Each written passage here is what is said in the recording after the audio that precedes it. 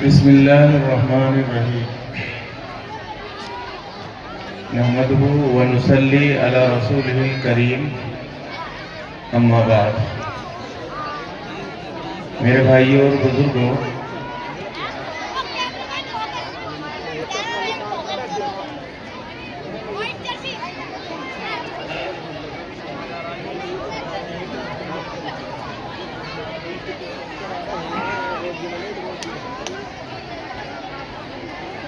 میرے بزرگوں، علماء کرام، عزیز طلباء،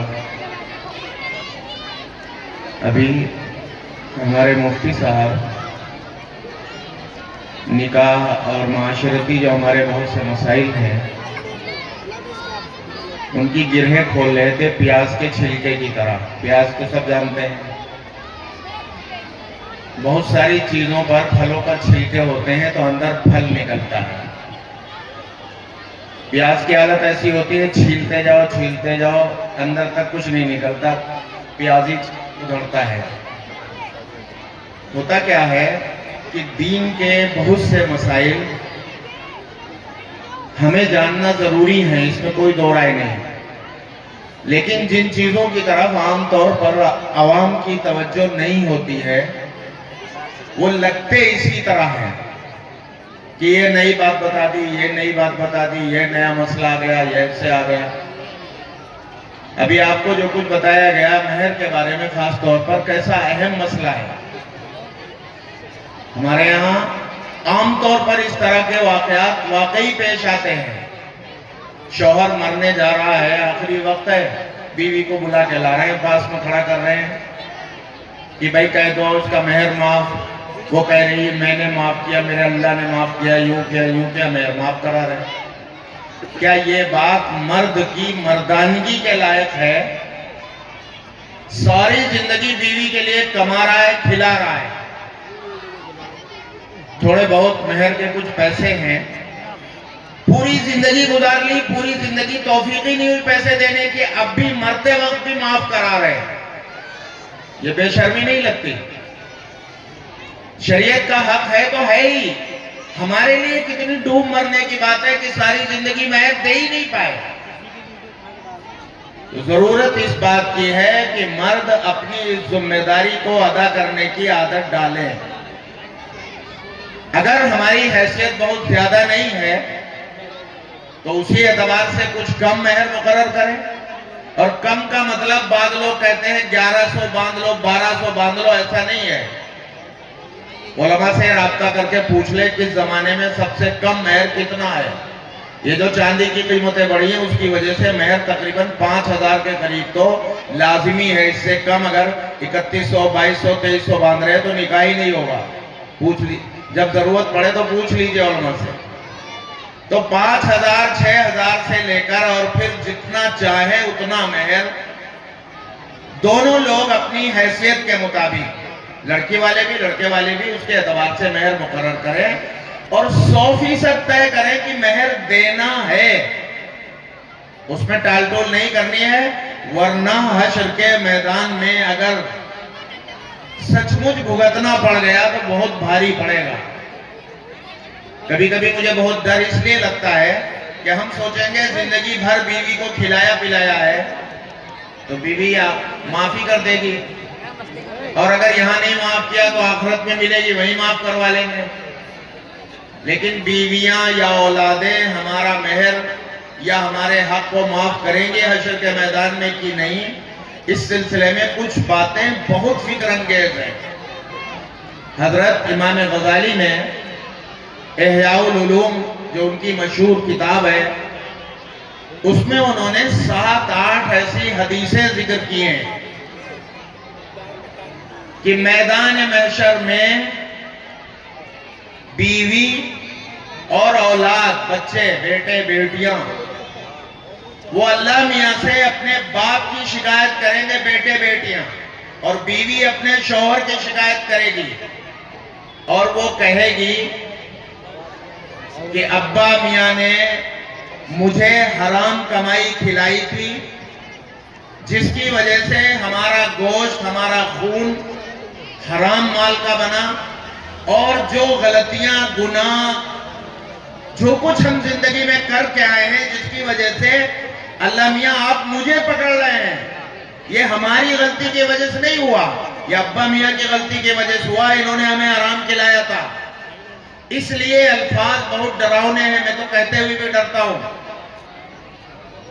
حدیث میں کہا گیا کہ وہ اولاد کہے گی کہ اللہ میاں ان کو جہنم میں بھیج کر دوزخ میں ڈال کر ہماری سزا بھی انہی کو دے دیجئے اور ہماری آنکھیں ٹھنڈی کیجئے۔ ہم دنیا میں یہ بات سچ مچ فکر کی ہے، بیوی کا مسئلہ اپنی جگہ ہے، اولاد کی بات تو اس سے آگے کی ہے۔ میں نے اپنے طور پر یہ تجربہ کیا ہے 20 لوگوں کے ساتھ بیٹھ کر، آپ بھی سن کے دیکھیے، دل میں سوچئے سنجیدگی سے ہے کہ نہیں۔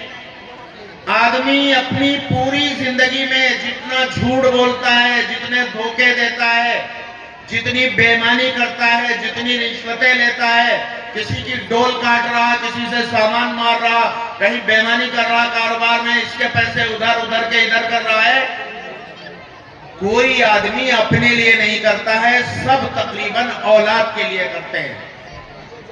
آدمی سوچتا ہے کہ ہماری تو روٹھی سوکھی کھا کے جیسی بھی کٹی جائے گی، لیکن ہمارے مرنے سے پہلے کم سے کم ہماری اولاد، اس کے پاس اچھا سا کاروبار ہو جائے، اچھا سا گھر ہو جائے، وہ عزت سے زندگی بسر کرنے والی ہو جائے، اپنی اولاد کی فکر یہ ہے۔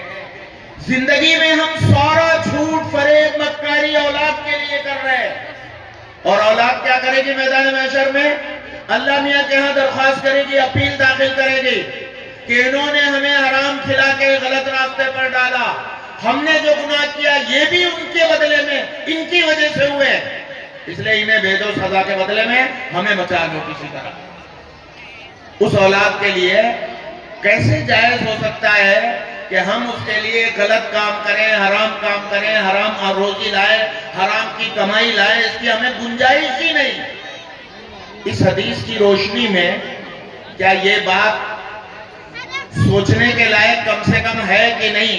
اگر بیویاں معاف کر دے تو بڑا اچھا ہے، وہاں بھی معاف کر دے حشر کے میدان میں، بہت خوشی کی بات ہے، لیکن کیا ڈر کی بات ہے کہ نہیں ہے کہ کہیں بیوی کہہ دے کہ نہیں ہمیں تو بدلہ چاہیے جہاں، وہ اپنے سارے گناہ شوہر کے ذمہ ڈال دے کہ بھائی ہم نے جو گناہ کیا یہ بھی انہی کے بدلے میں ڈالو، تو پکڑ کا خطرہ ہے کہ نہیں ہے؟ اس لیے یہ جو پیسے ہیں مہر کے، یہ شریعت کا حق ہے، اسے دینا چاہیے۔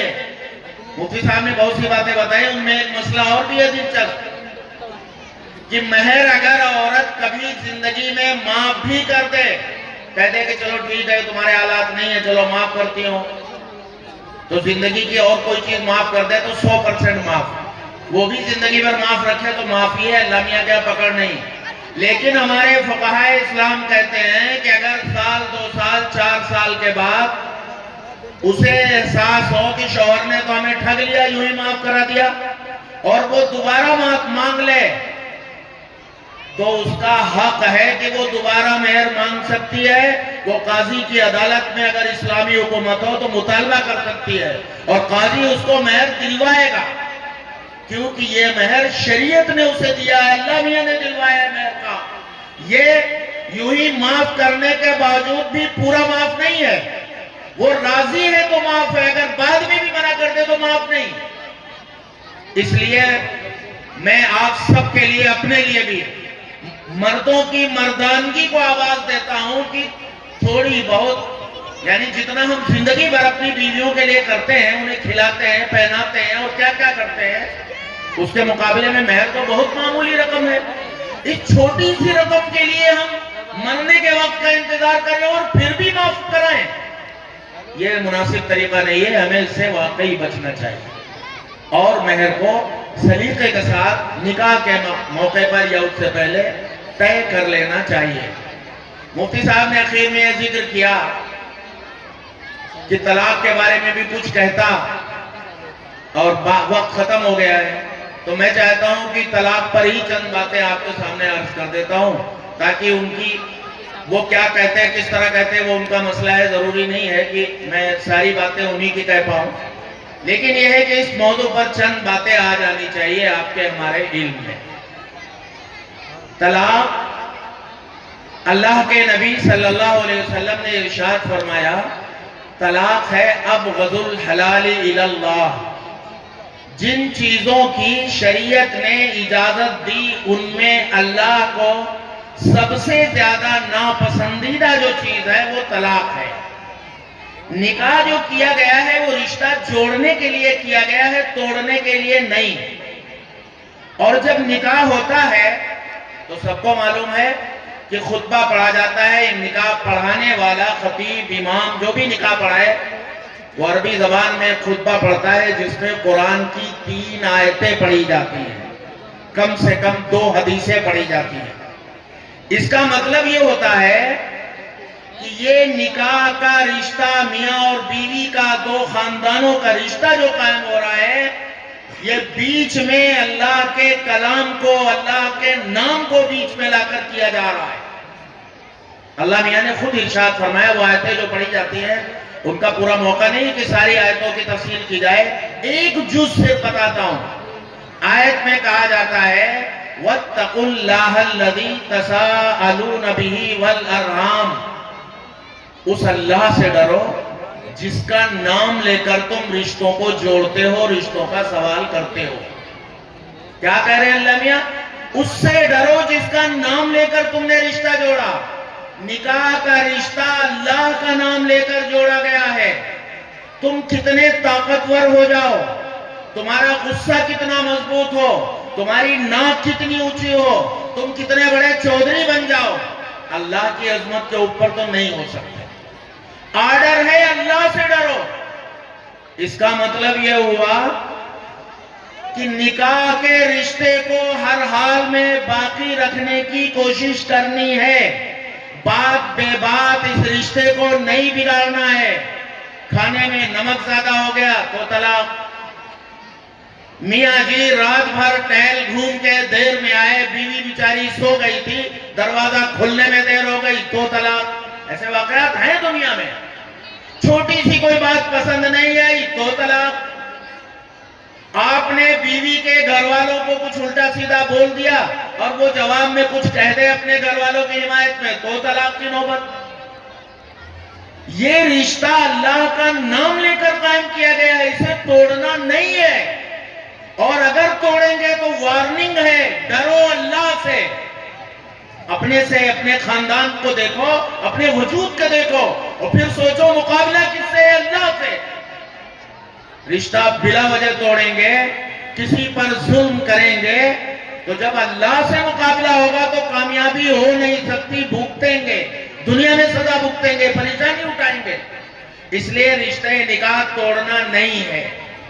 لیکن اگر کبھی کبھی ایسا ہوتا ہے کہ کچھ رشتے، اور وہ اگر آپ جوڑیں، سماج کا اندازہ سب کو ہے، 1000 میں بھی نہیں، کبھی کبھی تو یہ کہہ سکتے ہیں 10,000 میں کہیں ایک نکاح ایسا ہوتا ہے جس کے بارے میں پہلے ہی دن سے اندازہ ہوتا ہے کہ یہ رشتہ آگے چلنے والا نہیں ہے.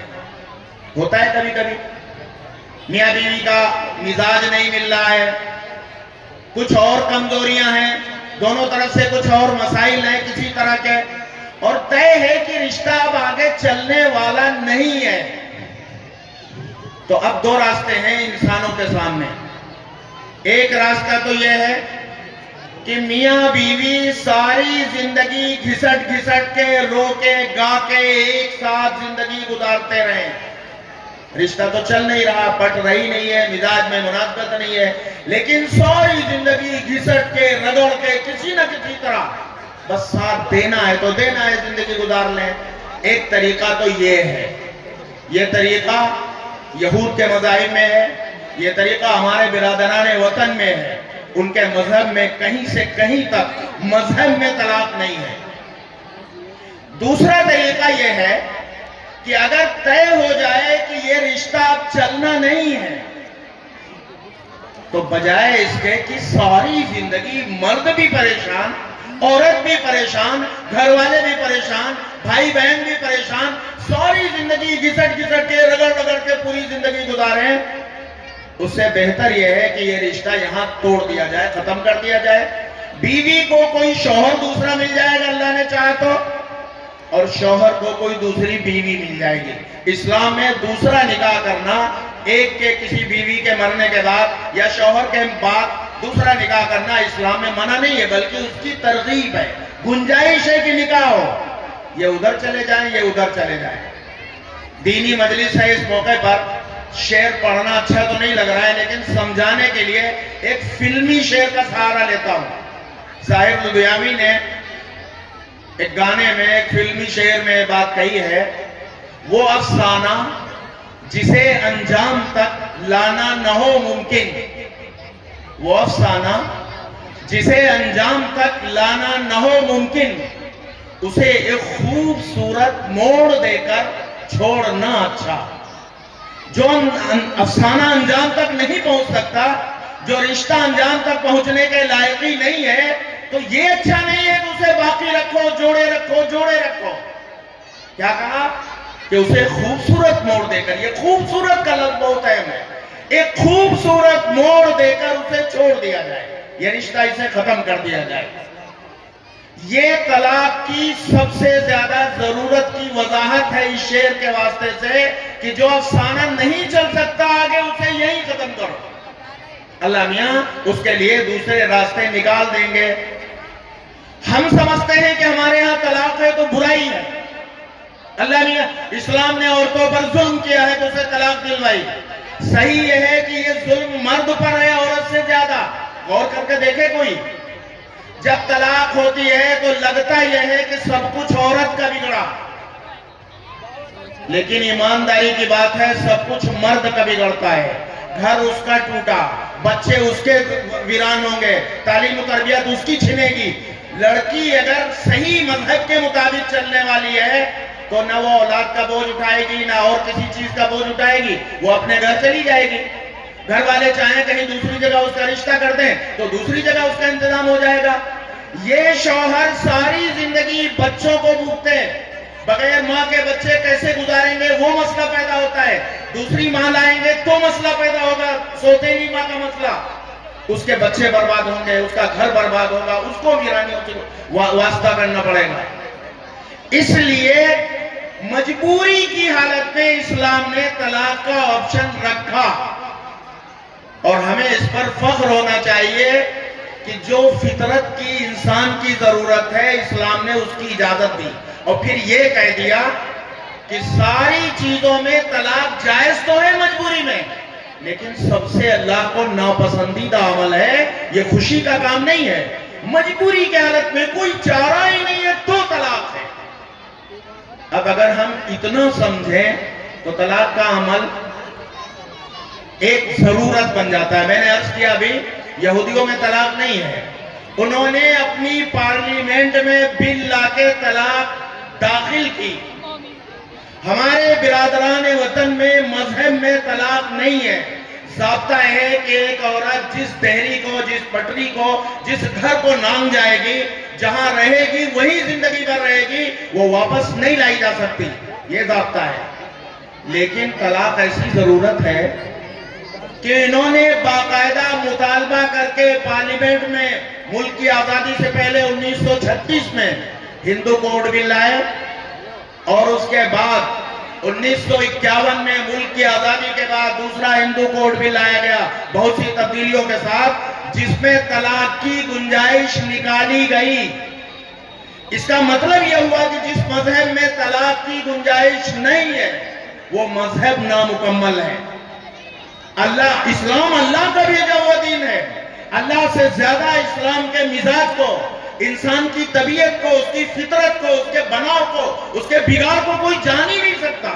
اللہ میاں فرماتے ہیں الا یعلم من خلق وهو اللطیف الخبیر، کیا وہی نہیں جانے گا جس نے پیدا کیا انسان کو؟ وہ باریک بھی ہے، وہ خبر رکھنے والا ہے، اس کو پتہ ہے انسان کا مزاج کیا ہے۔ ضرورت ہے مجبوری کی حالت میں تو طلاق کی گنجائش تھی۔ اب آگے سنیے طلاق کے مراحل کیا ہیں۔ قرآن کریم میں اللہ تبارک و تعالیٰ نے یہ فرمایا کہ اگر میاں بیوی کے درمیان اختلاف ہونے لگے، مزاج نہیں ملتا، ٹکراؤ کی نوبت آئے تو کیا کیا کرو؟ قرآن کہتا ہے کہ پہلا کام یہ کرو، وَاهْجُرُوهُنَّ فِي الْمَضَاجِعِ.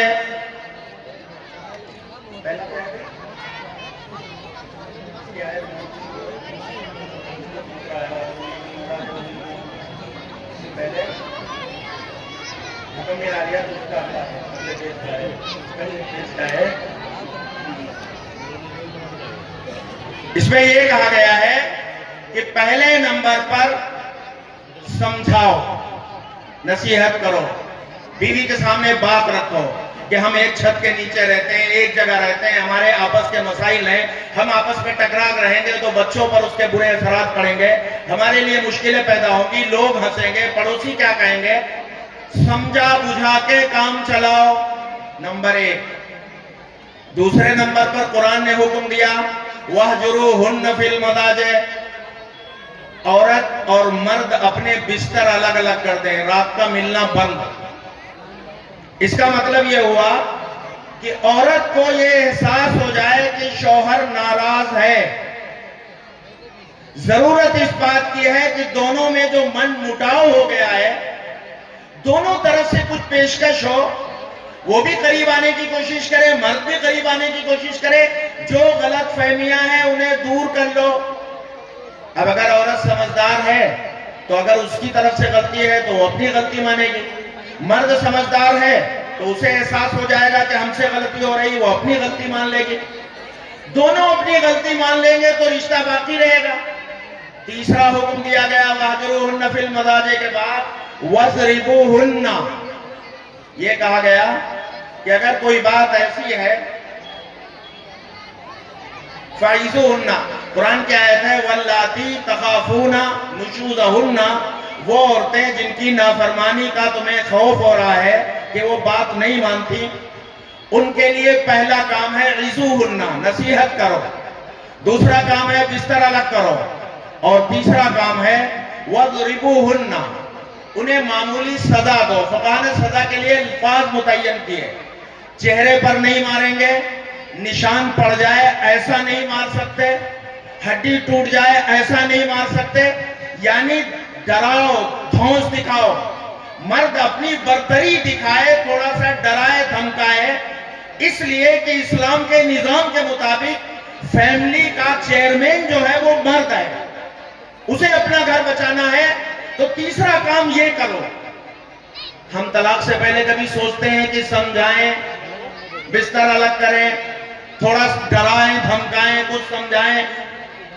اس کے بعد قرآن میں ہی اگلے صفحے پر، جہاں یہ آیتیں میں نے پڑھی ہیں اس کے اگلے صفحے پر ہے کہ اگر اس سے بھی کام نہیں چل رہا ہے تو قرآن کہتا ہے فَبْعَثُوا حَكَمًا مِّنْ أَهْلِهِ وَحَكَمًا مِّنْ أَهْلِهَا إِن يُرِيدَا إِصْلَاحًا يُوَفِّقِ اللَّهُ بَيْنَهُمَا. کیا نظام ہے اللہ کا! قرآن مرد اور عورت کے رشتے کو کیسے سنبھال رہا ہے، کیسے بچانا چاہتا ہے. اللہ میاں فرما رہے ہیں کیا کرو، ایک آدمی لڑکی والوں کی طرف سے اور ایک آدمی لڑکے والوں کی طرف سے حکم بن کر، جج بن کر، چودھری بن کر، قاضی بن کر جائیں. دونوں ایک ساتھ جمع ہو.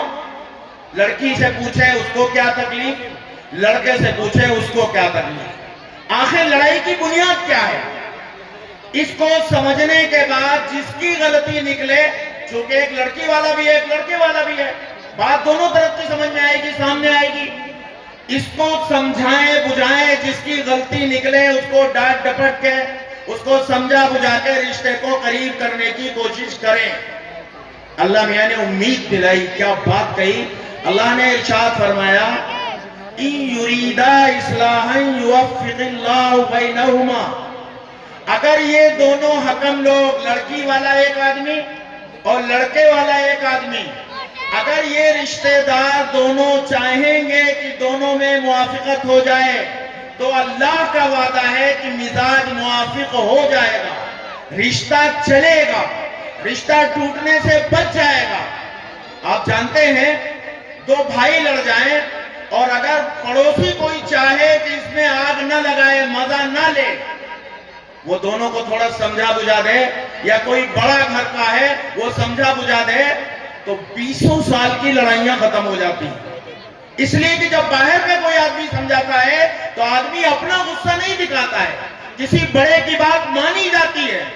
میاں بیوی دونوں کو دونوں طرف کے فریق بیٹھ کر پہلے پوچھیں گے تمہارا مدعا کیا ہے, اور پھر اس کی روشنی میں سمجھائیں بجھائیں گے تو اللہ کا وعدہ ہے یوفق اللہ بینہما, اللہ تمہارے درمیان موافقت پیدا کرے گا.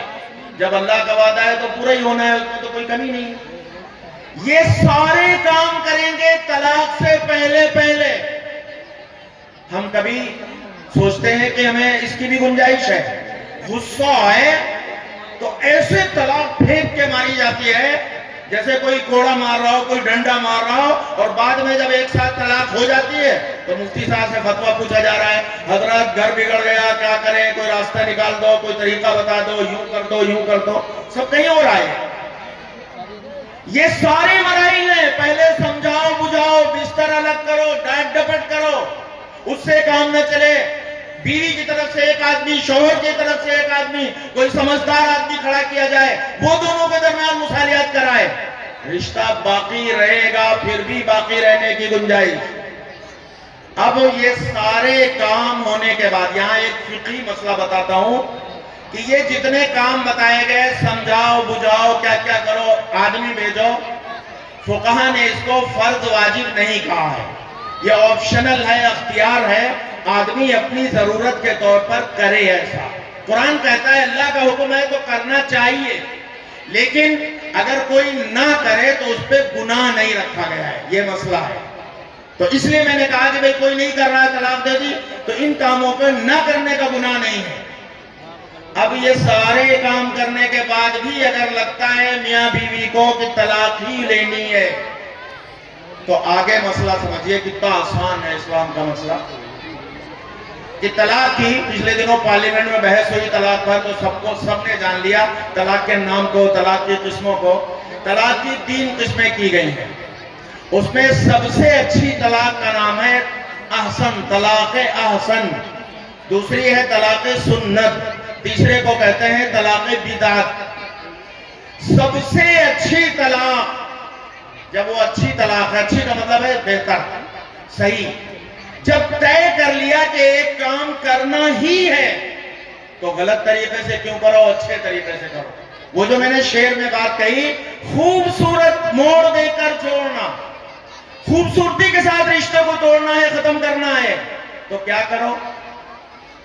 احسن طلاق یہ ہے کہ بیوی کو پاکی کے دنوں میں, جب وہ پیریڈ سے نہ ہو, منتھلی وہ نہ ہو اس کا, ان دنوں میں, پاکی کے دنوں میں صرف ایک طلاق دینی ہے. اگر صرف اتنے پر مسلمان عمل کر لیں تو 90% طلاقیں بند. ہمیں غصہ آتا ہے تو 2 منٹ برداشت نہیں, فوراً طلاق. اسلام کہتا ہے انتظار کرو جب عورت پاک ہو جائے تب طلاق دو. اب عورت اگر پاک ہو رہی ہے 5 دن کے بعد, 4 دن کے بعد, تو 4 دن بعد غصہ رہ جائے گا. جو کیفیت ہماری طلاق دینے کے وقت مردوں کے ہوتی ہے, اگر انہیں 3 دن 4 دن موقع مل جائے تو کیا واقعی 4 دن کے بعد ان کا غصہ اتنا ہی رہے گا کہ وہ طلاق دیں گے؟ ویسے ہی خود ہی طلاق کا جذبہ ہی ختم ہو جائے. یہ جو ٹائم پہ طلاق دیں گے, غصہ آیا اور طلاق, یہ غصہ نہیں ہے, دین کا حکم ہے. اس کو غلط استعمال کرنا ناپسندیدگی ہے. اس پر کسی پر ظلم کریں گے تو اللہ سے اعلان جنگ ہے. اس لیے ایمانداری کے ساتھ طلاق دینی ہے تو پاکی کی حالت میں ایک طلاق دینی ہے, یہ ہے احسن طلاق. ایک بار صرف طلاق کا لفظ کہنا ہے, اس کو طلاق رجعی کہتے ہیں. ایک بار طلاق کا لفظ بولیں گے اگر, اس کا مطلب کیا ہوتا ہے کہ جس دن طلاق دی گئی تھی اس دن سے لے کر اگلے 3 مہینوں تک, 3 حیض آنے تک, 3 پیریڈ تک, 3 مہینے تک مرد عورت دونوں کے پاس موقع ہے. خوب سوچو آرام سے, رشتہ رکھنا ہے کہ نہیں رکھنا ہے. مرد نے اگر کہہ دیا ہے طلاق تو بیوی والوں کو بھی پتہ چل گیا, ان کے رشتہ داروں کو بھی, شوہر والوں کو بھی پتہ چل گیا ہے, سارے مل جل کے سارے فیصلے کر لیں گے رشتہ باقی رکھنا کی نہیں. اگر طے ہو جائے رشتہ باقی رکھنا ہے تو 3 مہینے کا ٹائم ہے, مرد اور عورت دونوں میاں بیوی کی طرح رہنے لگے, ایک چھت کے نیچے ایک جگہ رہنے لگے خالی. نہ نئے نکاح کی ضرورت, نہ کسی مفتی کے فتوے کی ضرورت, نہ نئے سرے سے کسی فیصلے کی ضرورت. ایک طلاق دی گئی ہے تو 3 مہینے کا ٹائم ہے, پورے 3 مہینے تک خوب سوچ سمجھ لو, رہنا ہے ایک ساتھ تو اپنے آپ ایک ساتھ رہنے لگو, اور نہیں رہنا ہے تو 3 مہینے گزر جانے دو, طلاق مکمل ہو گئی, مرد اپنی جگہ خوش, بیوی اپنی جگہ خوش. کتنا آسان نظام تھا. 3 مہینے سوچنے کو دیا جا رہا ہے. سوچو, یہاں ایک مسئلہ اور ہے. یہ جو طلاق آپ نے آج ایک دی اور فیصلہ کر لیا کہ ہم ایک ساتھ رہیں گے, شریعت اجازت دیتی ہے کہ ایک ساتھ رہنے لگو, گنجائش ہے, تو یہ طلاق ختم نہیں ہوتی ہے, یہ گنتی میں ایک رہے گی. آئندہ زندگی میں 5 سال 10 سال بعد جب کبھی آپ اگلی طلاق دیں گے تو 2 بنیں گی, ایک نہیں ہوگی. پھر وہ پہلی طلاق نہیں رہے گی, گنتی میں کاؤنٹ کی جائے گی یہ طلاق. شریعت اجازت دیتی ہے کہ یہ طلاق کو ختم کرنے کا طریقہ یہ ہے کہ آپ 3 مہینے کے اندر ایک ساتھ رہنے لگے, طلاق کا مسئلہ ختم, میاں بیوی ایک ساتھ رہ سکتے ہیں. اگر سارے مسلمان اس بہتر طریقے پر ضرورت کے مطابق, بہت مجبوری میں طلاق دینی ہے, طے کر لیا ہے طلاق دینی ہے, تو پیریڈ ختم ہونے کا انتظار کریں, پاکی کی حالت میں طلاق دیں. آدھی طلاق تو غائب, پاکی کے بعد بھی طلاق دی تو ایک طلاق دیں تو 3 مہینے سوچنے کا موقع, اور اس کے بعد بھی اگر نہیں طلاق طے کر لیا کہ نہیں رکھنا ہے تو دونوں الگ الگ رہ لیں. 3 مہینے کے بعد یہی طلاق مکمل طلاق ہو جائے گی عدت گزرنے کے بعد, کیونکہ 3 مہینے عدت ہے اس کی. تو 3 مہینے پورے ہونے کے بعد یہ عدت مکمل ہو گئی, مرد اپنے گھر, عورت اپنے گھر, چین سے رہ سکتے ہیں, سارا مسئلہ ختم. اور اگر ساتھ رہنا چاہتے ہیں تو نکاح کی بھی ضرورت نہیں. ابھی اور گنجائش ہے. اگر آپ نے ایک ہی طلاق دے رکھی ہے اور عدت بھی پوری ہو گئی اور طلاق مکمل ہو گئی تو عورت اور مرد دونوں الگ تو ہیں ضابطے میں, لیکن اسلام اجازت دیتا ہے کہ 2 گواہوں کی موجودگی میں جب چاہے 1 دن بعد, 15 دن بعد, طلاق عدت گزرنے کے بعد 15 دن بعد, 20 دن بعد, 1 سال بعد, 2 سال کے بعد, جب چاہیں 2 گواہوں کی موجودگی میں دوسرا دوبارہ نکاح کر لیں, اسی شوہر سے اسی بیوی کا نکاح. ایک طلاق دی ہے تو دوبارہ نکاح کی گنجائش, اور یہ گنجائش ساری زندگی باقی ہے. آپ بتائیے اسلام کا نظام کیسا اچھا, کیسا خوبصورت تھا کہ اگر طلاق ہو بھی گئی ہے تو 3 مہینے سوچنے کا موقع, اور یہ پیریڈ, یہ وقت بھی گزر گیا ہے تو نکاح ہی تو کرنا ہے دوبارہ. شریعت میں نکاح نام ہے 2 گواہوں کی موجودگی میں مرد کہہ دے میں نے تم سے نکاح کیا, بیوی کہہ دے میں نے قبول کیا, اتنا ہی کرنا ہے خالی. یہی تو ہے نکاح کا مسئلہ. ایک مہر مقرر کر لے جو ہوتا ہے شریعت میں, 4 آدمی, 5 آدمی, 2 آدمی جمع ہو کر کے کہیں بھی کسی امام صاحب کو بلا کے نکاح کر لیں گے. یعنی اتنی آسانی اس کے بعد بھی ہے. یہ ہے طلاق احسن. طلاق سنت جو ہے وہ 2 طلاقوں سے شروع ہوتی ہے, اور 2 طلاق جب ایک ساتھ دی جائیں گی تو عورت مرد کا رشتہ فوراً ختم ہو جاتا ہے, لیکن اس میں نکاح کی گنجائش رہتی ہے. اپنے آپ رشتہ نہیں جوڑا جا سکتا, لیکن اس میں بھی نکاح کی گنجائش ہے اگر 2 بار کہہ دیا, لیکن ہم اس پر بھی عمل نہیں کرتے. تیسرا جو ہے آخری نکاح طلاق کا طریقہ, جس کو طلاق بدعت کہا فقہاء نے, وہ ہے ایک بار میں 3 طلاق, ایک مجلس میں 3 طلاق, ایک ساتھ 3 طلاق. ہم نے سب نے نہ جانے کہاں سے یہ مسئلہ نکالا ہے. میں آپ تمام بھائیوں سے ہم بہت محبت کے ساتھ, ادب کے ساتھ درخواست کروں گا کہ یہ مسئلہ اپنے رشتہ داروں کو, دوست احباب کو بتائیے. طلاق 3 سے شروع نہیں ہوتی, طلاق 1 سے شروع ہوتی ہے. 1. یہ جو ہم نے نکالا 3 طلاق, سارا کھیل اس نے بگاڑا ہے, سارا مسئلہ اس سے پیدا ہوتا ہے. جب ایک بار تینوں طلاقیں دے دی تو میاں بیوی ہمیشہ کے لیے حرام ہو گئے. صحیح یہ ہے کہ ہمیشہ کے لیے حرام.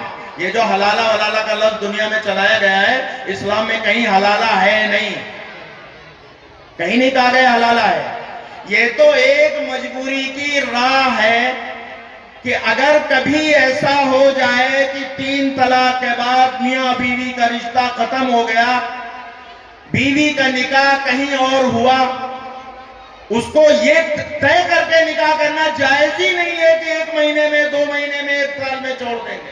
یہ تو ہے ہی نہیں اسلام میں. اس کا نکاح دوسری جگہ ہوا، وہاں بھی اس کی نہیں پٹی، اس کی زندگی نہیں کٹ سکی اور اس نے بھی چھوڑ دیا. جب ایسا ہو جائے کہ دوسرے شوہر نے بھی چھوڑ دیا تو اسلام پہلے شوہر سے دوبارہ نکاح کی اجازت دیتا ہے. فرض واجب ثواب کچھ نہیں، اجازت، مجبوری. یہ ہے حلالہ کا مفہوم. حلالہ ولالہ اس کا نہیں ہے کہ صاحب بچوں کو بچانے کے لیے گھر بگاڑ لیا، زبردستی کسی کو پکڑ کے نکاح کر لو، تیسرے دن طلاق دلوا لو اور پھر پہلے شوہر سے نکاح کرا لو. یہ ہرگز اسلام کا طریقہ نہیں ہے. اس سے بچنے کا راستہ یہی ہے کہ طلاق 1 سے شروع ہو، 3 ہو ہی نہیں. یہ مسئلہ سب کو بتائیے، سب کو سمجھائیے. اب اگر طلاق تینوں دے دی ہیں ایک بار میں، چاہے رک رک کے چاہے ایک ساتھ، 3 طلاق ہونے کے بعد میاں بیوی کا رشتہ فوراً ختم ہو جاتا ہے. عدت گزار کر مرد اپنے لیے آزاد ہے، عورت اپنے لیے آزاد ہے، چاہے جہاں ان کا رشتہ نکاح کیا جائے. یہ دونوں میاں بیوی اب میاں بیوی نہیں بن سکتے ہیں، نہ نکاح کے واسطے سے، نہ عدت کے دوران، نہ عدت کے بعد. اب کوئی گنجائش نہیں.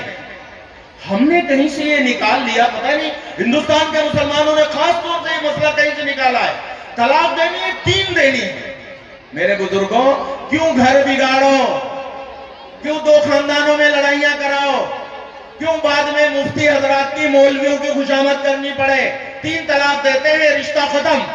اب جاتے ہیں حضرت ایسی غلطی ہو گئی، غصے میں تھے، ہمیں تو یاد ہی نہیں تھا، موڈ بہت خراب تھا، نیند کی حالت میں تھے، حضرت یوں ہو گیا تھا، یہی سب کہتے ہیں. اب کیا کریں؟ کوئی راستہ نکال دیجئے حضرت، بچے برباد ہو جائیں گے، خاندانوں میں لڑائیاں ہو جائیں گی، یوں ہو جائے گا، فلاں ہو جائے گا. بگاڑا تو ہم نے ہے اپنا. اللہ نے موقع دیا تھا ایمانداری کے ساتھ 1 طلاق کا، ہم 3 تک کیوں گئے؟ اور ہم گئے تو اس کی سزا بھگتو. اب اس کی سزا مرد کو دی گئی. یہ سزا بھی غلطی کس نے کی؟ 3 طلاق کس نے دی؟ مرد نے. ہمارے یہاں یہ سمجھا جاتا ہے کہ طلاق کی سزا عورت پر ہے. صحیح بات یہ، آپ سنجیدگی سے کبھی تنہائی میں بیٹھ کے سوچئے گا، زیادہ سزا یہ اصلاً مرد کو ہی ہے. مرد تب سزا، اس نے، مرد تو اپنا کام کر رہا ہے، دنیا کے باہر کہیں گھوم رہا ہے، کچھ بھی کر رہا ہے، کما رہا ہے، جو کچھ کر رہا ہے، بیوی گھر چلا رہی، بیوی گھر بچا رہی ہے، بچے پال رہی ہے، سارے مسائل حل کر رہی ہے، کھانا پکا کے دے رہی ہے، کپڑے دھو کے دے رہی ہے. آپ نے 3 طلاق کے ذریعے اس بیوی کو چھوڑ دیا تو اپنی سہولتیں کھوئیں یا بیوی کی کھوئیں؟ اسلام میں نکاح ہونے کے بعد لڑکی کا رشتہ ماں باپ سے، بھائیوں سے ختم نہیں ہوتا ہے. اگر نکاح کر دیں تو لڑکی باپ کی بیٹی رہتی ہے کہ نہیں؟ ایک بھائی کی بہن باقی رہتی ہے کہ نہیں رہتی ہے؟ اگر کوئی مجبوری ایسی ہو جائے تو باپ دوبارہ مدد کرتا ہے کہ نہیں اپنی بیٹی کی؟ بھائی لوگ اپنی بہن کی مدد کرتے ہیں کہ نہیں کرتے؟ وہ تو اپنے بھائی بہنوں کے ساتھ اکیلے جائے گی، نہ اولاد لے جائے گی، نہ بچے لے جائے گی، اس کو تو کچھ نہیں بگڑنے والا ہے. جہاں چاہے گی وہ دوسرا نکاح ہو سکتا ہے. سارا گھر برباد ہونا ہے مرد کا. کھانا نہیں ملے گا ٹائم پر، کپڑے نہیں ملنے والے، بچوں کے چکر میں دن بھر گھر میں ڈیوٹی دینی پڑے گی، آفس کا کام، دکانوں کا کام متاثر نہیں ہوتا ہے، پورا بند ہو جاتا ہے. اور پلس یہ ہوتا ہے کہ چونکہ غلطی مرد نے کی ہے، لڑکی والے، اس کے سارے خاندان والے، اس کے سارے رشتہ دار سب دشمن ہو جاتے ہیں. کہیں اس عدالت میں، کہیں اس عدالت کے چکر کاٹتے پھرتے ہیں. آپ دیکھیں گے کہ نقصان سب سے زیادہ مرد کا ہی ہو رہا ہے. ہم ہی اپنے ہاتھوں سے اپنی زندگیاں بگاڑ رہے ہیں، اپنے گھریلو نظام کو تباہ کر رہے ہیں. اس لیے میرے بھائیوں، نہایت بہت محبت کے ساتھ درخواست ہے کہ طلاق کے اس نظام کو سمجھیے. پہلی بات یہ کہ رشتہ نکاح کرنا ہے، اللہ کا نام لیا گیا ہے. ہم اگر کسی بات میں ہمارے باپ کا نام شامل ہو جائے کہ ہمارے ابا نے یہ بات کہلوائی تھی، تو ہم چاہے کچھ ہو جائے اپنا نقصان کر لیں گے، لیکن باپ کا نام نیچا نہیں ہونے دیں گے. نکاح کے رشتے میں ہمارے باپ کا دادا کا نام نہیں شامل ہے، اللہ کا نام شامل ہے.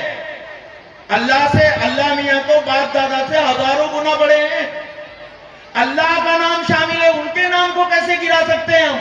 اس لیے نکاح کو توڑنا ہے ہی نہیں. لیکن آخری درجے میں مجبوری ہو جائے تو وہ 3 کام کرنے کی کوشش کرنی ہے. سمجھاؤ، بجھاؤ، بستر الگ کرو. اس سے بھی کام نہ کرے تو اگلا کام کرنا چاہیے. 2 لوگ، ایک مرد شوہر کی طرف سے، ایک بیوی کی طرف سے 2 آدمی قربانی دے، وقت دے، دونوں کی باتیں سنیں، صلح کرانے کی کوشش کریں. اللہ کا وعدہ ہے کہ صلح ہو کے رہے گی. اگر ہمدردی ہوگی ہم اس طرح رشتے کو بچا سکتے ہیں.